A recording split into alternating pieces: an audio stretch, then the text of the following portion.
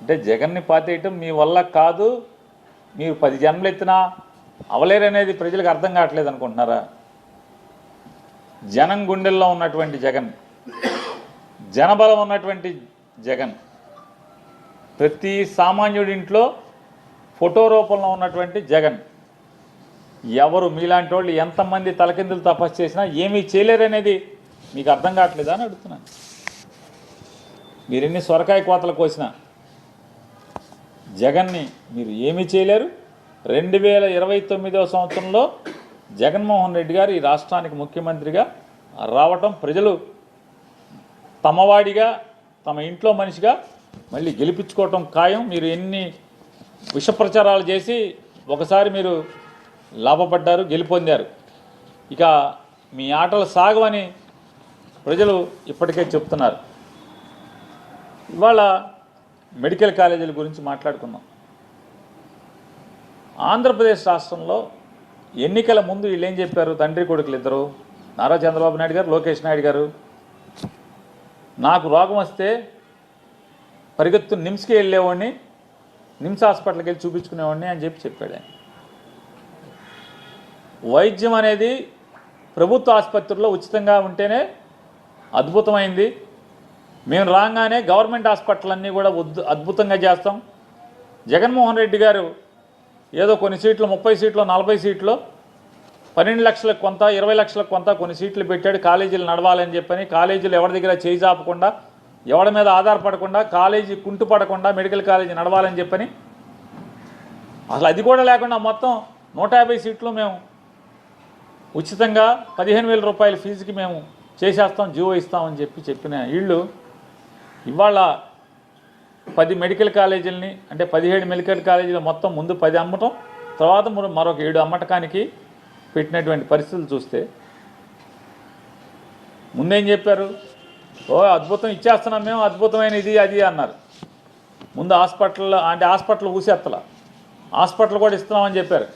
ముందు 33 అన్నారు, ఇప్పుడు 66 అంటున్నారు. కానీ ప్రైవేట్లోనే అద్భుతంగా ఉంటుంది వైద్యం అని చెప్తున్నారు. గవర్నమెంట్లో వైద్యం బాగోదు అంటున్నారు. గవర్నమెంట్లో వైద్యం బాగోనప్పుడు మీరెందుకు ముఖ్యమంత్రిగా అని అడుగుతున్నాను. మీరెందుకు ముఖ్యమంత్రిగా ఉండాలి అని చెప్తున్నాను. అంటే మీ ఏలుబడిలో ఒక ప్రభుత్వ ఆసుపత్రిలో వైద్యం బాగోదు, ప్రైవేట్లో అయితేనే బాగుంటుందని చెప్పని, మీ నాయకత్వం అసమర్థత నాయకత్వం అని చెప్పని మీరు చెప్పుకున్నప్పుడు, ఇంకా మీరు ఆ కుర్చీలో కూర్చుంటాకి మీకు అర్హత ఎక్కడుంది చంద్రబాబు నాయుడు గారు అని అడుగుతున్నాను. ఇవాళ మెడికల్ కాలేజీలకి వచ్చే ముందు ఏం చెప్పారు? జగన్ని పాతేసాం, పాతాళంలో పాతేసాం, గొయ్యి తీసి గోతులో పాతి పెట్టామన్నారు. మీ కర్మకు ఇప్పుడు మెడికల్ కాలేజీ వచ్చింది, వెంటనే ప్రైవేటీకరణ. మేబీ మెడికల్ కాలేజీ అమ్మకానికి టెండర్లు పిలిస్తే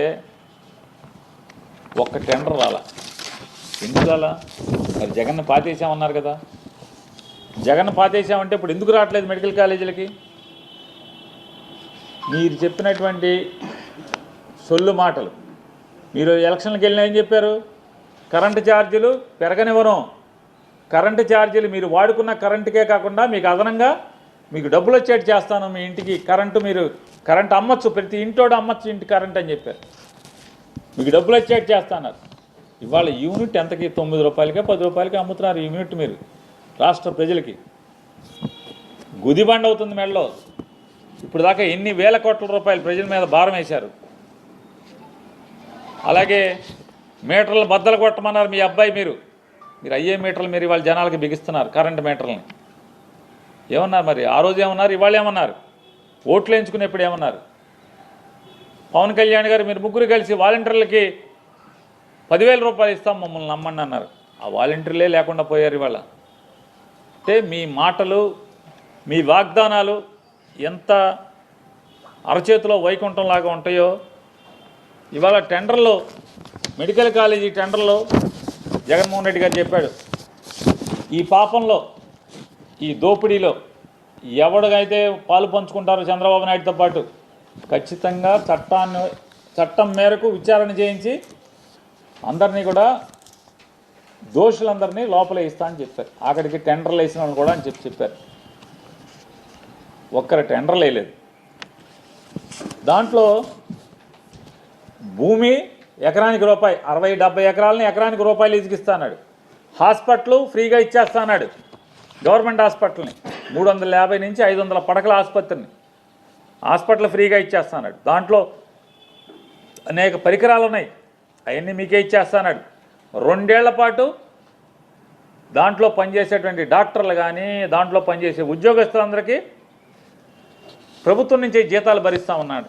ఎన్ని చెప్పినా ఎన్ని ఎరేసినా చంద్రబాబు నాయుడు గారు అమ్ముకుంటాకి మాత్రం, ఈయనకి లంచాలు తీసుకుంటాకి మాత్రం ఒక్క హాస్పిటల్లో కూడా ముందుకు రాలేదు. ముందుకు రాకపోతే ఆదోనికి మనం టెండర్లు పిలిచినప్పుడు వాటి గురించి చెప్పినప్పుడేమో తండ్రి కొడుకులు ఆహా ఊహా అని చెప్పారు.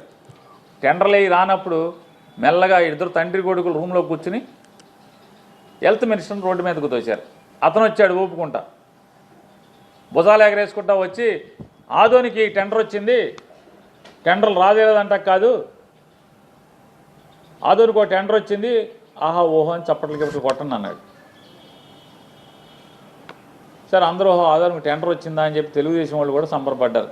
ఓ పోన్లే, జగన్ మూలంగా జగన్ చేతిలో మన పరుగు పోలేదు, జగన్మోహన్ రెడ్డి గారు బెదిరిస్తే ఎవడు రాలేదు, మన వాళ్ళకి వద్దురా అని చెప్తే వింటలేదు, సర్లేరా బాబు అని చెప్పాను అనుకుంటే ఈలోపు 2 రోజులు ఇంకా గడవల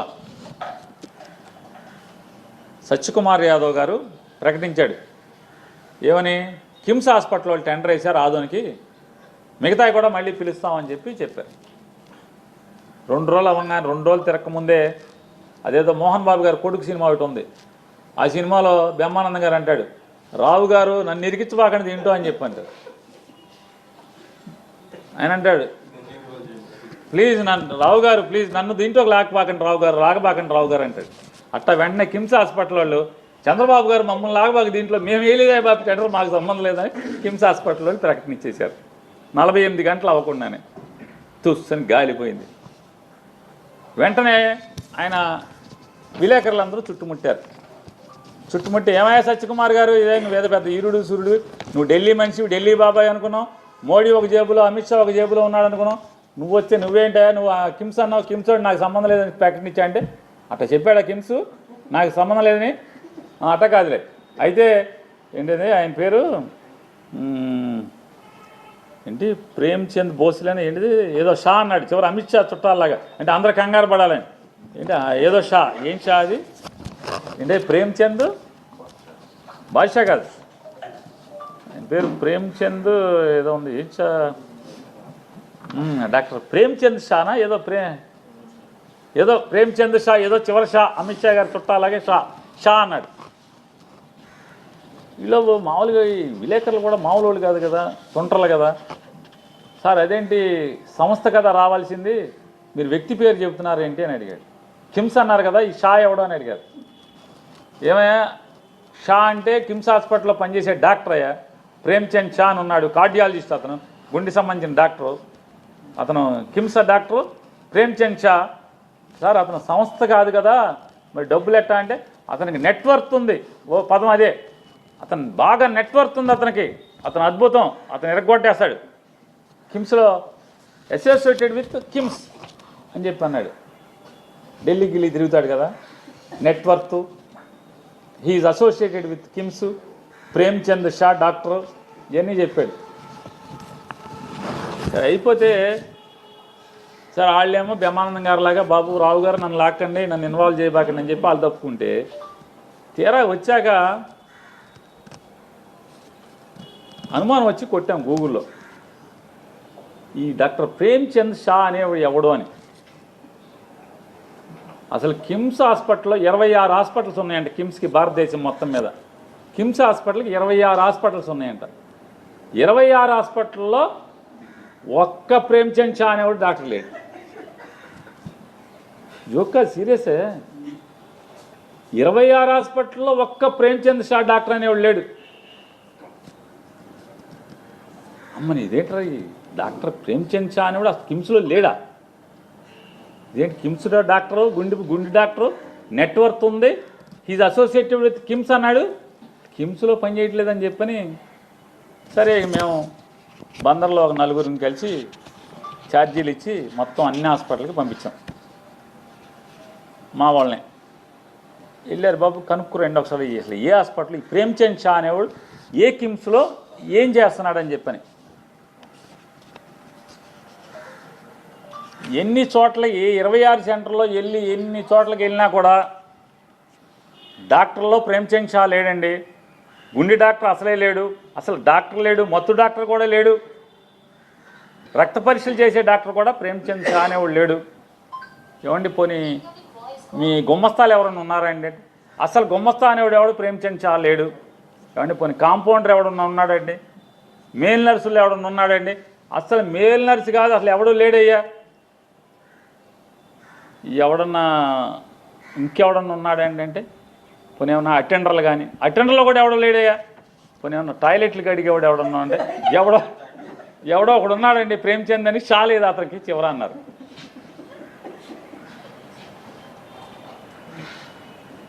షా లేదు కానీ కిమ్స్లో ఒక ప్రేమ్చంద్ ఉన్నాడు, టాయిలెట్లు కడుగుతాడని చెప్పారు.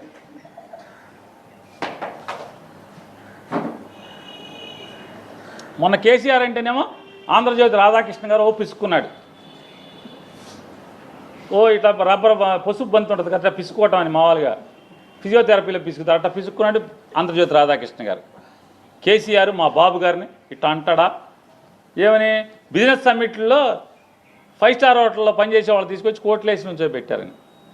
అంతకేదో రామోజీరావు గారు పిసుక్కున్నాడు. ఎప్పుడు పాత రోజుల్లో 2004 ముందు రామారావుని పడేసిన తర్వాత చంద్రబాబు నాయుడుకి బిజినెస్ సమ్మిట్ అంటే ఏం లేదయా. వేసాకాలానికి మన చలికాలం అప్పుడు నేపాల్ వాళ్ళు వచ్చి రోడ్ల పక్కన సెట్టర్లు అమ్మేవాళ్ళు, ఇప్పుడు అమ్మట్లో అప్పుడు అమ్మేవాళ్ళు. వాళ్ళకే తెచ్చి కోట్లు వేసేసి తీసుకొచ్చి సంతకాలు పెట్టి ఫోటో తీసేస్తున్నాడయ్యా చంద్రబాబు అని చెప్పి రాజశేఖర రెడ్డి గారు అనేవాడు. అప్పుడు సెట్టర్లు అమ్మేవాళ్ళని కోట్లు వేసి తీసుకొచ్చాయండి. ఇప్పుడేమో కేసీఆర్ అన్నాడు హోటల్లో కుక్కులను తీసుకొచ్చి హోటల్లో పనిచేసే వాళ్ళని తీసుకొచ్చి 5 స్టార్ వాళ్ళని కోట్లు వేసి సంతకాలు పెట్టి ఊరికే ఫోటోలు దిగుతున్నాడని చెప్తారు. ఇది కూడా అంతే కదా. కిమ్స్ హాస్పిటల్లో ఎవడ బాత్రూమ్లు కడిగే ప్రేమ్చంద్ ఏంటి, షా కూడా లేదంట. మరి ఆ షాతో మీకు టెండర్ వేయించుకోవడం ఏంటి నాకు అర్థం కాదు. నారా చంద్రబాబు నాయుడు గారు ఛాలెంజ్ చేస్తున్నా,